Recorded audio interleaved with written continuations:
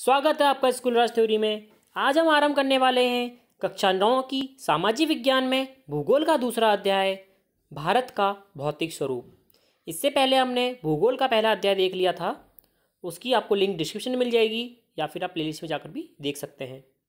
तो हम भारत के भौतिक स्वरूप में क्या क्या देखेंगे। भारत की स्थलाकृति, क्षेत्र, भूभाग और भारत की भू आकृतियाँ और यहाँ की विभिन्नताएँ। तो चलिए स्टार्ट करते हैं भारत का भौतिक स्वरूप। जैसा कि आप जानते हैं कि भारत एक विभिन्न स्थलाकृतियों वाला एक विशाल देश है। आप किस प्रकार के क्षेत्र भूभाग में रहते हैं, वह आपको बताना है कि आप कौन से क्षेत्र या भूभाग में रहते हैं। यदि आप मैदानी क्षेत्र में रहते हैं तो आप वहाँ के दूर तक फैले विशाल मैदानों से परिचित होंगे।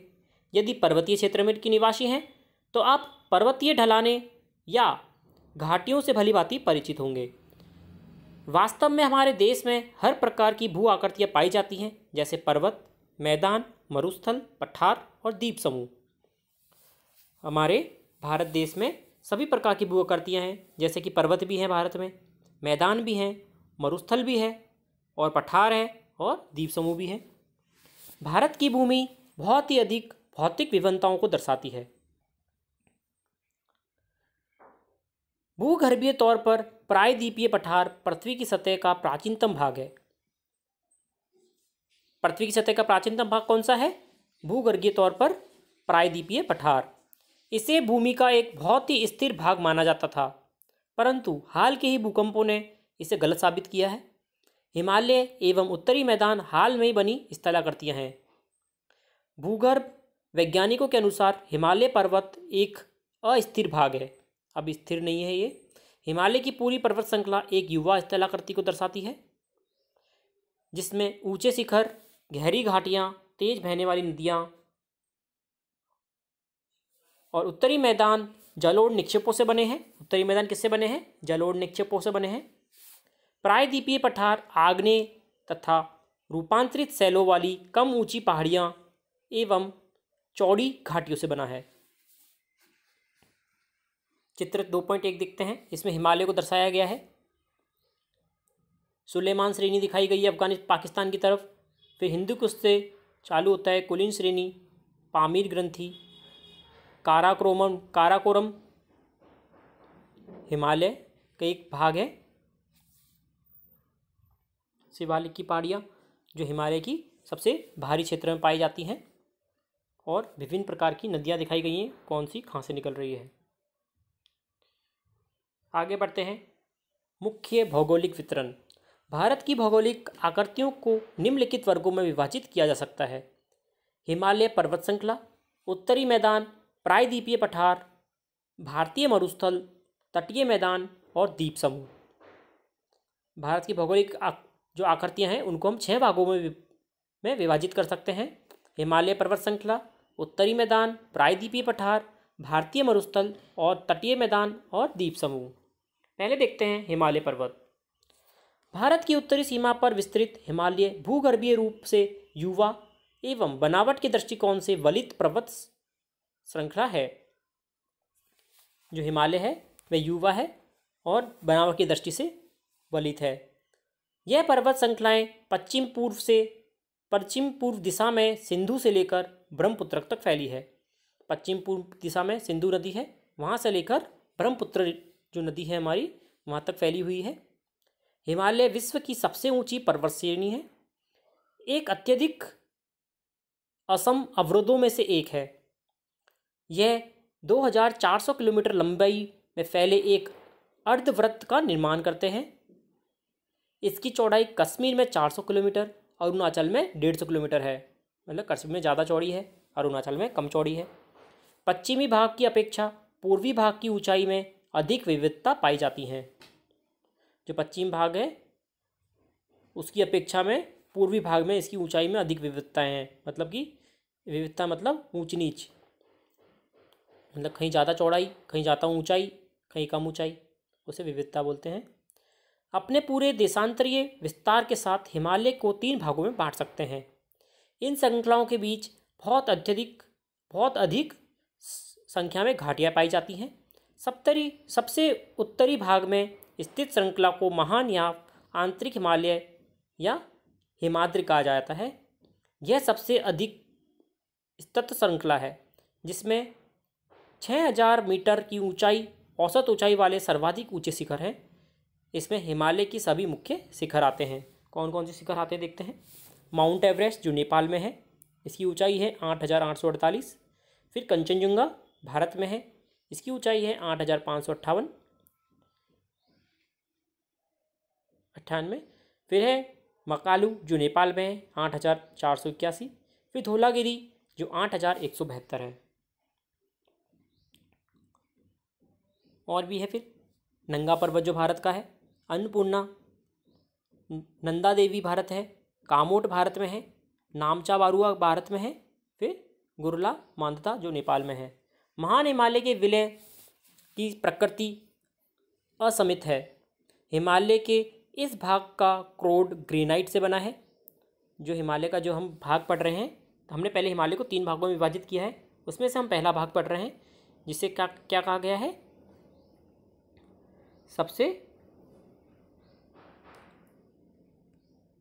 महान या फिर वृहद, जो कि हिमाद्री भी कहते हैं इसे और आंतरिक हिमालय भी कहते हैं। महान हिमालय के विलय की प्रकृति असीमित है। हिमालय के इस भाग का क्रोड किससे बना है, ग्रेनाइट से बना है। यह श्रृंखला हमेशा बर्फ से ढकी रहती है तथा इससे बहुत सी हिमानियों का प्रवाह होता है।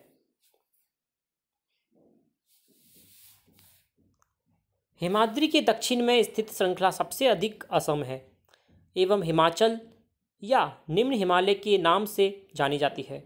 इन श्रृंखला का निर्माण मुख्यतः अत्यधिक संपीड़ित या फिर परिवर्तित शैलों से हुआ है। इनकी ऊंचाई 3700 मीटर से 4500 मीटर के बीच है और औसत चौड़ाई कितनी है, 50 किलोमीटर। जबकि पीर पंजाल श्रृंखला सबसे लंबी तथा सबसे महत्वपूर्ण श्रृंखला है। धौलाधर एवं महाभारत श्रृंखलाएं भी महत्वपूर्ण है। सबसे लंबी कौन सी है, पीर पंजाल। इसी श्रृंखला में कश्मीर की घाटी तथा हिमाचल के कांगड़ा एवं कुल्लू की घाटियां भी स्थित है। इस क्षेत्र का पहाड़ी नगरों के लिए जाना जाता है। हिमालय के सबसे भारी श्रृंखला को शिवालिक कहा जाता है। इनकी चौड़ाई 10 से 50 किलोमीटर है तथा ऊंचाई 900 से 1100 मीटर के बीच है। ये श्रृंखलाएं उत्तर में स्थित मुख्य हिमालय की श्रृंखलाओं से नदी द्वारा लाई गई असंपीड़ित अवसादों से बनी है। यह घाटियां बजरी तथा जालोड़ मिट्टी परत से ढकी हुई हैं। निम्न हिमाचल तथा शिवालिक के बीच स्थित लंबवत घाटी को दून के नाम से जाना जाता है। कुछ प्रसिद्ध दून हम जानते हैं, कौन कौन से हैं, देहरादून, कोटली दून, पाटली दून। जैसे कि चित्र में दिखाया गया है, सबसे भारी श्रृंखला कौन सी है, शिवालिक की पहाड़ी। ठीक है, जो हमने अभी देखा है। आगे देखते हैं। इस उत्तर दक्षिण के अतिरिक्त हिमालय को पश्चिम से पूर्व तक स्थित क्षेत्रों के आधार पर भी विभाजित किया जाता है। इन वर्गीकरण को नदी घाटियों की सीमाओं के आधार पर किया जाता है। उदाहरण के लिए सतलुज एवं सिंधु के बीच स्थित हिमालय के भाग को पंजाब हिमालय के नाम से जाना जाता है, लेकिन पश्चिम से पूर्व तक क्रमशः इसे कश्मीर तथा हिमाचल हिमालय के नाम से जाना जाता है। सतलुज तथा काली नदियों के बीच स्थित हिमालय के भाग को कमुआ हिमालय के नाम से जाना जाता है। वह काली तथा तिस्ता नदियाँ नेपाल हिमालय का एक तिस्ता तथा दिहांग नदियाँ असम हिमालय का सीमांकन करती हैं, मतलब कि सीमा बनाती हैं। हिमालय के कुछ क्षेत्रीय नाम पता कीजिए। हिमालय को क्षेत्रीय नाम कौन कौन से हो सकते हैं, मैं आपको पता लगाने हैं। ब्रह्मपुत्र हिमालय की सबसे पूर्वी सीमा बनाती है। दिहांग महाखंड जो इसको गार्ज के बाद हिमालय दक्षिण की ओर एक तीखा मोड़ बनाते हुए भारत की पूर्वी सीमा के 320 किलोमीटर भारत की पूर्वी सीमा के साथ फैल जाता है। इन्हें पूर्वांचल या फिर पूर्वी पहाड़ियाँ तथा पर्वत श्रृंखलाओं के नाम से जाना जाता है।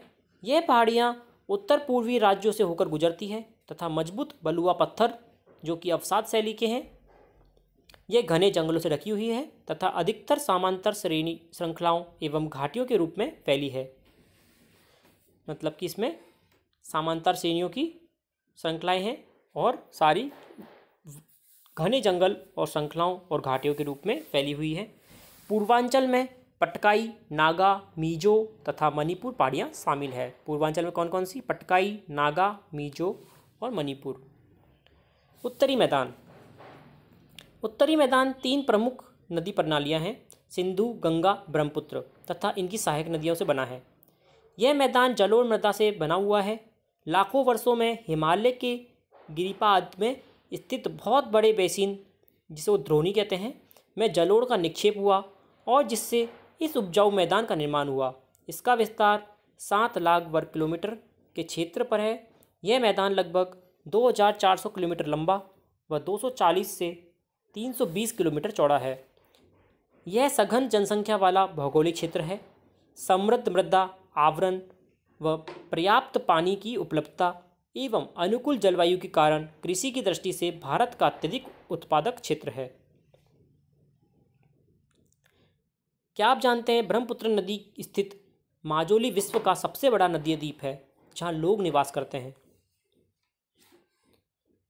उत्तरी पर्वतों में से आने वाली नदियां निक्षेपण कार्य में लगी हुई हैं। नदी के निचले भागों में ढाल कम होने के कारण नदी की गति कम हो जाती है, जिसके परिणाम स्वरूप नदीय द्वीपों का निर्माण होता है। यह नदियां अपने निचले भाग में गाद एकत्र हो जाने के कारण बहुत सी धाराओं में बढ़ जाती है और इन धाराओं को वितरिकाएं कहा जाता है।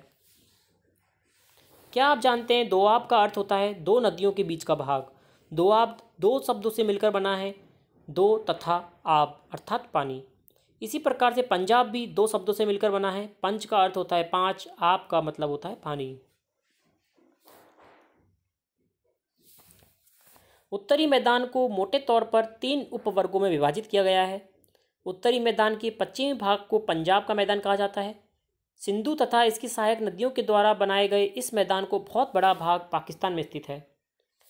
सिंधु तथा इसकी सहायक नदियां झेलम, चेनाब, रावी, ब्यास तथा सतलुज हिमालय से निकलती हैं। मैदान के इस भाग में दोआब की संख्या बहुत अधिक है। गंगा के मैदान का विस्तार घग्गर तथा तिस्ता नदियों द्वारा के बीच है। यह उत्तरी भारत के राज्य हरियाणा, दिल्ली, उत्तर प्रदेश, बिहार, झारखंड के कुछ भाग तथा पश्चिम बंगाल तक फैला है। ब्रह्मपुत्र का मैदान इसके पश्चिम में विशेषकर असम में स्थित है।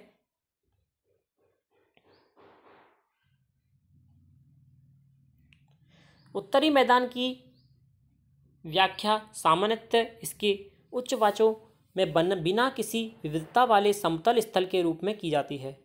यह सही नहीं है। इन विस्तृत मैदानों की भौगोलिक आकृतियों में भी विविधताएं हैं।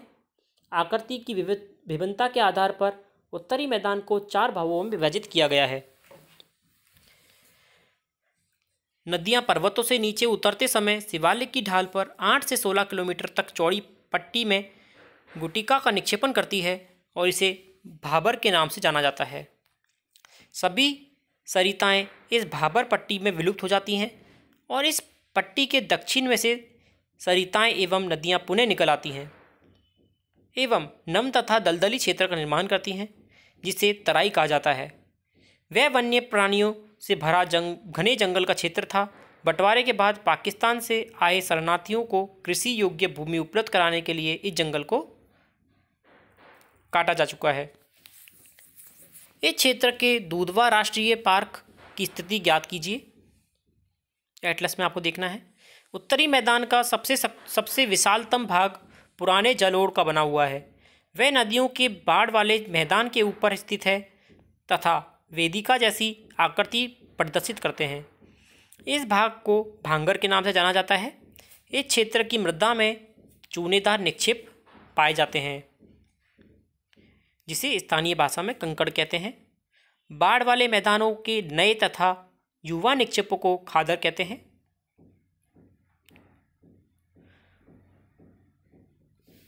जो वेदिका जैसी आकृति होती है उन्हें भांगर कहते हैं और बाढ़ वाले जो मैदान होते हैं, जो युवा निक्षेप होते हैं, जो नए आते हैं कण, उन्हें खादर कहते हैं। इनका लगभग प्रत्येक वर्ष पुनर्निर्माण होता है। इसलिए ये उपजाऊ होते हैं तथा गहन खेती के लिए आदर्श माना जाता है। प्रायद्वीपीय पठार। प्रायद्वीपीय पठार एक मेज की आकृति वाला क्षेत्र है जो पुराने क्रिस्टलीय, आग्नेय तथा रूपांतरित शैलों से बना है। ये गोडावन भूमि के टूटने एवं अपवाह के कारण बना था। यही कारण है कि प्राचीनतम भूभाग का एक हिस्सा है। इस पठारी भाग में चौड़ी तथा छिछली घाटियाँ हैं एवं गोलाकार पहाड़ियाँ हैं। इस पठार के दो मुख्य भाग हैं, मध्य उच्च भूमि तथा दक्कन का पठार।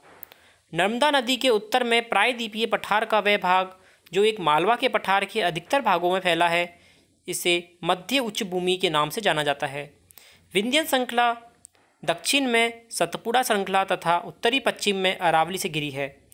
पश्चिम में ये धीरे धीरे राजस्थान में बुलई तथा पथरीले मरुस्थल में मिल जाते हैं। इस क्षेत्र में बहने वाली नदियाँ चंबल, सिंध, बेतवा तथा कैन दक्षिण पश्चिम से उत्तर पूर्व की ओर बहती हैं। इस प्रकार वह इस क्षेत्र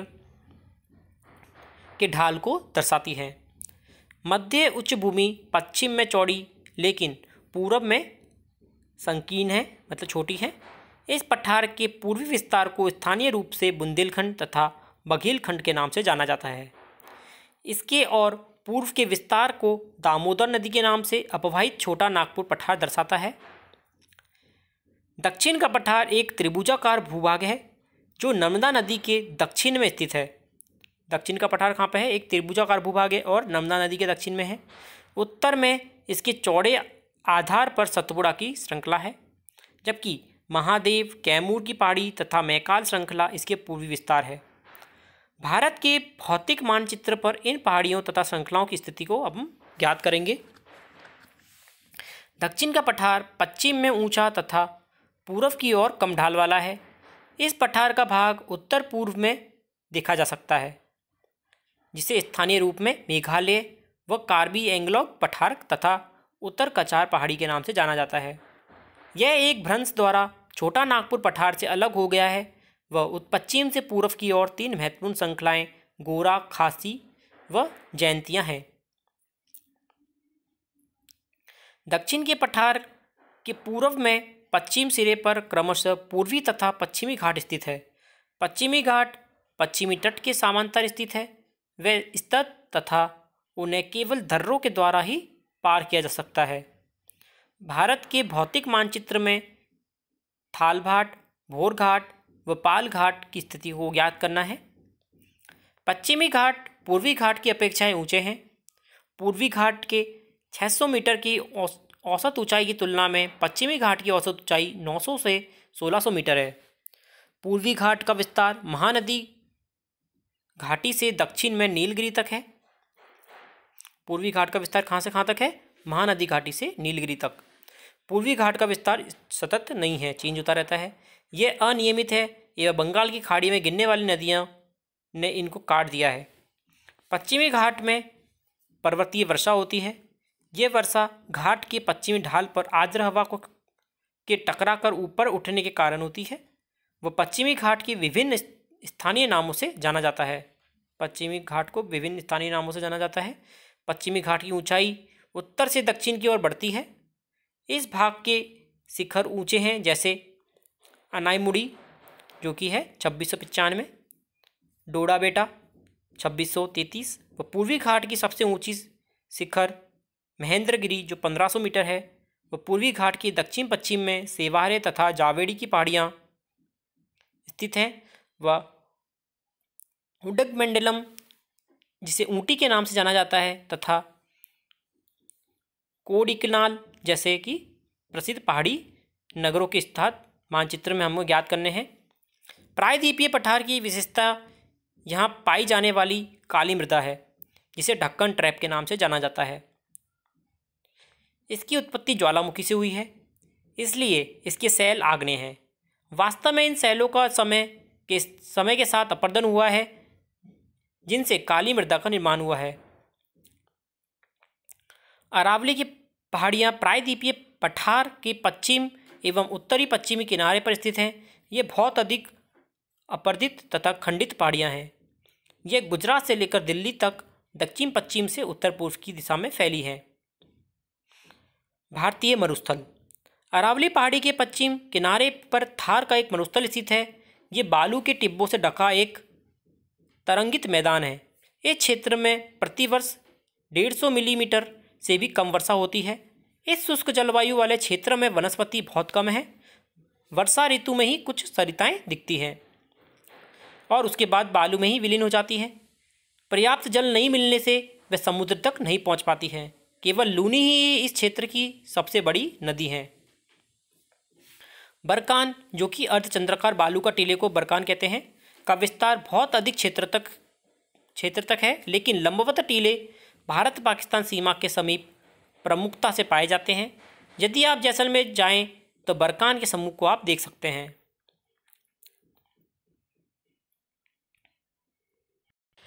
तटीय मैदान। प्रायद्वीपीय पठार के किनारे संकीर्ण तटीय पट्टियों का विस्तार है। यह पश्चिम में अरब सागर से लेकर पूर्व में बंगाल की खाड़ी तक विस्तृत है। पश्चिमी तट, पश्चिमी घाट तथा अरब सागर के बीच स्थित एक संकीर्ण मैदान है। इस मैदान के 3 भाग हैं। तट के उत्तरी भाग को कोंकण, जो मुंबई तथा गोवा, मध्य भाग को कन्नड़ मैदान एवं दक्षिणी भाग को मालाबार तट कहा जाता है। बंगाल की खाड़ी के साथ विस्तृत मैदान चौड़ा एवं समतल है। उत्तरी भाग में इसे उत्तरी सरकार कहा जाता है, जबकि दक्षिणी भाग कोरोमंडल तट के नाम से जाना जाता है। बड़ी नदियां जैसे महानदी, गोदावरी, कृष्णा तथा कावेरी इस तट पर विशाल डेल्टा का निर्माण करती हैं। चिल्का झील पूर्वी तट पर स्थित एक महत्वपूर्ण भूलक्षण है। डेल्टा का मतलब होता है जब 3 नदियां आपस में काटकर बीच में एक ज़मीन को उपजाऊ बनाती हैं और वहाँ पर मिट्टी अपनी एकत्र करती है, तो वहाँ डेल्टा का निर्माण होता है। चित्र 2.8 में हम तटीय मैदान में कुछ फसल उगाती हुई महिलाएं देख रहे हैं। क्या आप जानते हैं चिल्का झील भारत में खारे पानी की सबसे बड़ी झील है। यह उड़ीसा में महानदी डेल्टा के दक्षिण में स्थित है। फिर आता है हमारा द्वीप समूह। आप पहले ही देख चुके होंगे कि भारत का मुख्य स्थल भाग अत्यधिक विशाल है। इसके अतिरिक्त भारत में 2 द्वीप समूह की स्थिति है। क्या आप इन द्वीप समूह को पहचान सकते हैं? जब द्वीप हम देख रहे हैं चित्र 2.9 में, केरल के मालाबार तट के पास स्थित लक्षद्वीप स्थिति को ज्ञात कर सकते हैं हम। द्वीपों का यह समूह छोटे प्रवाल द्वीपों से बना है। पहले इनको लकाद्वीप, मीनकाय या एमीन द्वीप के नाम से जाना जाता था। 1973 में इनका नाम लक्षद्वीप रखा गया। यह 32 वर्ग किलोमीटर के छोटे से क्षेत्र में फैला है। कावारती द्वीप लक्षद्वीप का प्रशासनिक मुख्यालय है। इस द्वीप समूह पर पादप तथा जंतु की बहुत से प्रकार पाए जाते हैं। पीटली द्वीप, जहाँ मनुष्य का निवास नहीं है, वहाँ एक पक्षी अभ्यारण्य है। अब बंगाल की खाड़ी में उत्तर से दक्षिण की तरफ फैले द्वीपों की श्रृंखला को ध्यान से देखिए। यह अंडमान एवं निकोबार द्वीप है। यह द्वीप समूह आकार में बड़े संख्या में बहुल तथा बिखरे हुए हैं। यह द्वीप समूह मुख्यतः 2 भागों में बांटा गया है, उत्तर में अंडमान व दक्षिण में निकोबार। प्रवाल पॉलिपिस कम समय तक जीवित रहने वाला सूक्ष्म प्राणी है जो एक समूह में रहते हैं। इनका विकास छिछले तथा गर्म जल में होता है। इनसे कैल्शियम कार्बोनेट का स्राव होता है, मतलब कैल्शियम कार्बोनेट निकलता है। प्रवाल स्राव एवं प्रवाल अस्थियां टीले के रूप में निक्षेपित होती हैं। यह मुख्यतः 3 प्रकार के होते हैं: प्रवाल रोधिका, तटीय प्रवाल भित्ति तथा प्रवाल विलय। ऑस्ट्रेलिया का ग्रेट बैरियर रीफ प्रवाल रोधिका का अच्छा उदाहरण है। प्रवाल विलय द्वीप गोलाकार या हाश शू आकार वाले राधिका होते हैं। यह माना जाता है कि यह द्वीप समूह निमिजित पर्वत श्रेणियों का शिखर है। यह द्वीप समूह देश की सुरक्षा के लिए बहुत ही महत्वपूर्ण है। इन द्वीप समूह में पाए जाने वाले पादप व जंतुओं में बहुत अधिक विविधताएं हैं। यह द्वीप विषुवत वृत्त के समीप स्थित हैं। यहाँ की जलवायु विषुवतीय है। तथा यह घने जंगलों के लिए आच्छादित हैं, मतलब वहाँ पे घने जंगल आसानी से पाए जाते हैं। क्या आप जानते हैं भारत का एकमात्र सक्रिय ज्वालामुखी अंडमान निकोबार द्वीप समूह के बैरन द्वीप पर स्थित है। भारत का एकमात्र सक्रिय ज्वालामुखी का मतलब होता है कि वहाँ से धुआं या फिर ज्वालामुखी निकलने की संभावना होती है। विभिन्न भू आकृति विभागों का विस्तृत विवरण प्रत्येक विभाग की विशेषताएं स्पष्ट करता है, परंतु यह स्पष्ट है कि यह विभाग एक दूसरे के पूरक हैं। वह देश को प्राकृतिक संसाधनों में समृद्ध बनाते हैं और वह उत्तरी पर्वत जल एवं वनों के प्रमुख स्रोत हैं। उत्तरी मैदान देश के अन्न भंडार हैं। इनसे प्राचीन सभ्यताओं का विकास का आधार मिला। पठारी भाग खनिजों के भंडार हैं, जिसने देश के औद्योगिकरण में विशेष भूमिका निभाई। वह तटीय क्षेत्र मत्स्य और पोत संबंधी क्रियाकलापों के लिए उपयुक्त स्थान है।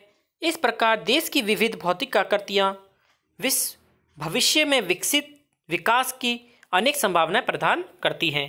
अब हम इसके प्रश्नोत्तर देखेंगे। पहला प्रश्न है, एक स्थलीय भाग जो तीनों ओर से समुद्र से घिरा हो उसे क्या कहेंगे? उसे प्रायद्वीप कहेंगे। उत्तर हो जाएगा ख। भारत के पूर्वी भाग में म्यांमार की सीमा का निर्धारण करने वाले पर्वतों को संयुक्त नाम क्या है? उनका नाम है पूर्वांचल। उत्तर हो जाएगा ख। गोवा के दक्षिण में स्थित पश्चिमी तटीय पट्टी को क्या कहते हैं? उसे कहते हैं कन्नड़। पूर्वी घाट का सर्वोच्च शिखर कौन सा है? महेंद्रगिरी। अगला प्रश्न है, निम्नलिखित प्रश्नों को संक्षिप्त में उत्तर दीजिए। भाबर क्या है? उत्तरी मैदान के क्षेत्र में नदियों पर्वतों से नीचे उतरते समय शिवालिक की ढाल पर 8 से 16 किलोमीटर की चौड़ी पट्टी में गुटिका का निक्षेपण करती है। इसे हम भाबर नाम से जाना जाता है। अगला प्रश्न है, हिमालय की 3 प्रमुख विभागों के नाम उत्तर से दक्षिण के क्रम में बताइए। महान या आंतरिक हिमालय या हिमाद्री हिमालय, निम्न हिमालय, भार्य हिमालय या शिवालिक। अगला प्रश्न है, अरावली और विंध्याचल की पहाड़ियों में से कौन कौन सा पठार स्थित है? अरावली और विंध्याचल की पहाड़ियों में मालवा का पठार स्थित है। अगला प्रश्न है, भारत के उन द्वीपों का नाम बताइए जो प्रवाल भित्ति के हैं। लक्षद्वीप। लक्षद्वीप समूह प्रवाल भित्ति का है। अगला प्रश्न है, निम्नलिखित के अंतर स्पष्ट करिए। बांगर व खादर। बांगर पुरानी जलोढ़ मृदा होती है। यह मृदा नदी के बेसिन से दूर पाई जाती है। यह भूमि कम उपजाऊ होती है तथा खेती के लिए उपयुक्त नहीं होती। खादर नई मृदा होती है। ये नदी के बेसिन के पास पाई जाती है। यह मृदा बहुत उपजाऊ होती है और कृषि के लिए उपयुक्त होती है। पूर्वी घाट तथा पश्चिमी घाट।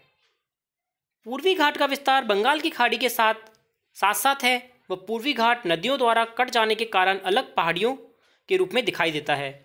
पूर्वी घाट के पर्वत पश्चिमी घाट की अपेक्षा अधिक ऊंचे तथा स्पष्ट नहीं हैं।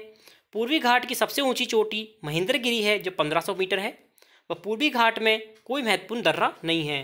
पश्चिमी घाट उत्तर से दक्षिण तक अरब सागर के समांतर फैले हैं। पश्चिमी घाट के पर्वत एक लंबी श्रृंखला बनाए हैं। पश्चिमी घाट के पर्वत पूर्वी घाट की अपेक्षा अधिक ऊंचे और स्पष्ट हैं।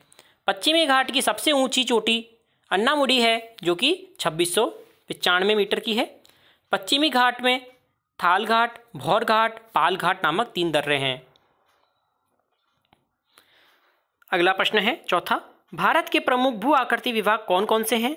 हिमालय क्षेत्र तथा प्रायद्वीपीय पठार के उच्चवाच लक्षणों में क्या अंतर है?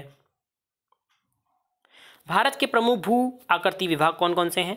हिमालय पर्वत श्रृंखला, उत्तरी मैदान, प्रायद्वीपीय पठार, भारतीय मरुस्थल, तटीय मैदान व द्वीप समूह। अब हिमालय क्षेत्र तथा प्रायद्वीपीय पठार में अंतर देखते हैं। बनावट, हिमालय तलछटी शैलों से बना है और ये संसार के सबसे युवा पर्वत हैं। इनकी ऊंचाई भी सबसे अधिक है। इनकी औसत ऊंचाई 6100 मीटर है। इसके विपरीत प्रायद्वीपीय पठार का जन्म 50 करोड़ वर्ष पूर्व प्री कैम्बियन महाकाल में हुआ था। ये आग्नेय तथा कायांतरित सैलों से बने हैं। इस पठार की ऊंचाई औसत ऊंचाई 600 से 900 मीटर है। विस्तार। हिमालय जम्मू कश्मीर से अरुणाचल उत्तर प्रदेश तक फैला है। इसके पूर्व में पूर्वी श्रेणियाँ, पश्चिम में पश्चिम श्रेणियाँ हैं व पूर्व श्रेणियाँ में खासी, गारो जातियाँ तथा पश्चिमी श्रेणियों में हिंदूकुश तथा किरधर श्रेणियाँ पाई जाती हैं। हिमालय के 3 भागों में विभाजित किया गया है: हिमाद्री, हिमाचल या निम्न तथा शिवालिक पहाड़ियाँ। इसके विपरीत प्रायद्वीपीय पठार को 2 भागों में मालवा का पठार व ढक्कन का पठार, यह अरावली पर्वत से लेकर शिलांग के पठार तथा दक्षिण में कन्याकुमारी तक फैला है। इसमें पाई जाने वाली प्रमुख श्रेणियां हैं अरावली पर्वत श्रृंखला, विंध्याचल पर्वत श्रेणी व सतपुड़ा पर्वत श्रेणी। नदियाँ। हिमालय से निकलने वाली नदियाँ बर्फीले पर्वतों से पानी मिलने के कारण सारे साल बहती हैं व प्रायद्वीपीय पठार की नदियाँ बरसाती नदियाँ हैं। शुष्क ऋतु में इनमें पानी का अभाव हो जाता है। पर्वत शिखर। हिमालय में माउंट एवरेस्ट, नंदा देवी जैसे सर्वोच्च शिखर पाए जाते हैं। इसकी तुलना में प्रायद्वीपीय पठार के शिखर बहुत कम ऊंचे हैं। अगला प्रश्न है, भारत के उत्तरी मैदान का वर्णन करिए। उत्तरी मैदान में 3 प्रमुख नदी प्रणालियां हैं: सिंधु, गंगा, ब्रह्मपुत्र। इनकी सहायक नदियों से बना है। उत्तरी मैदान जलोढ़ मिट्टी से बना है, इसलिए इस मैदान को जलोढ़ मैदान कहते हैं। यह मैदान हिमालय तथा दक्षिण में प्रायद्वीपीय पठारों की नदियों द्वारा भागकर लाई गई मिट्टी के कारण बना है। उत्तरी मैदान की उत्तर में हिमालय पर्वत स्थित है व दक्षिणी भाग में पठार का विस्तार है। यह उत्तरी विस्तृत मैदान 7 लाख वर्ग किलोमीटर क्षेत्र में फैला हुआ है और इसकी लंबाई लगभग 2400 किलोमीटर तथा चौड़ाई 240 से 320 किलोमीटर तक है। यह घनी जनसंख्या वाला भौगोलिक क्षेत्र है और अपनी उपजाऊ मिट्टी, पर्याप्त पानी की आपूर्ति व उत्तम जलवायु के कारण यह मैदानी क्षेत्र रहने के लिए उपयुक्त है। उत्तरी मैदानों को इनकी विभिन्न मृदा के आधार पर 4 भागों में बांटा गया है: भाबर, तराई, बागर व खादर। अगला प्रश्न है, निम्नलिखित पर संक्षिप्त टिप्पणियाँ लिखिए। मध्य हिमालय। मध्य हिमालय आंतरिक हिमालय तथा शिवालिक के मध्य स्थित है। इन पर्वतों की औसत ऊंचाई और चौड़ाई लगभग 50 किलोमीटर तथा ऊंचाई 3,700 से लेकर 4,500 मीटर तक है। मध्य हिमालय में कश्मीर के पीर पंजाल श्रेणी तथा जम्मू कश्मीर और हिमाचल प्रदेश में फैली धौलाधार श्रेणी है। महाभारत श्रेणी जो नेपाल में है इसी का हिस्सा है। सभी प्रमुख पर्वतीय नगर डलहौजी, धर्मशाला, शिमला, मसूरी, नैनीताल, दार्जिलिंग आदि इसी मध्य हिमालय में स्थित हैं। अगला है मध्य उच्च भूमि। नर्मदा नदी के उत्तर पे प्रायद्वीपीय पठार का वह भाग जो कि मालवा के पठार के अधिकतर भागों पर फैला है उसे मध्य उच्च भूमि के नाम से जाना जाता है। यह दक्षिण में विंध्य श्रेणी और उत्तर में अरावली की पहाड़ियों से घिरा है। यह भाग कठोर आग्नेय व अवसादी शैलों से बना है और यह भूमि पश्चिम में चौड़ी लेकिन पूर्व में संकीर्ण है। अगला है भारत के द्वीप समूह। केरल तट के पश्चिम में अरब सागर में छोटे छोटे बहुत से द्वीप हैं जिन्हें प्रवाल द्वीपीय वलय कहते हैं, क्योंकि इनका निर्माण अल्पजीवी सूक्ष्म प्रवाल जीवों के अवशेषों से जमा होने से हुआ है। इनमें से बहुत से द्वीपों की आकृति घोड़े की नाल या अंगूठी की तरह है। भारत में बंगाल की खाड़ी में भी अनेक द्वीप हैं। इन्हें अंडमान तथा निकोबार द्वीप समूह कहते हैं। ये द्वीप आकार में बड़े हैं और संख्या में बहुत से हैं। यह द्वीप पानी में डूबी हुई पहाड़ियों की श्रृंखला पर स्थित हैं और कुछ द्वीपों की उत्पत्ति ज्वालामुखी के उद्गार से हुई है। भारत में एकमात्र सक्रिय ज्वालामुखी अंडमान तथा द्वीप समूह में स्थित है। अगला मानचित्र कार्य जो आप स्वयं कर सकते हैं। इसके अलावा आपको कोई भी हेल्प चाहिए तो आप कमेंट बॉक्स में लिख सकते हैं। और आपने अगर चैनल को सब्सक्राइब नहीं किया है तो चैनल को सब्सक्राइब जरूर करें ताकि हम इसी प्रकार आगे पढ़ते रहें और बढ़ते रहें। धन्यवाद।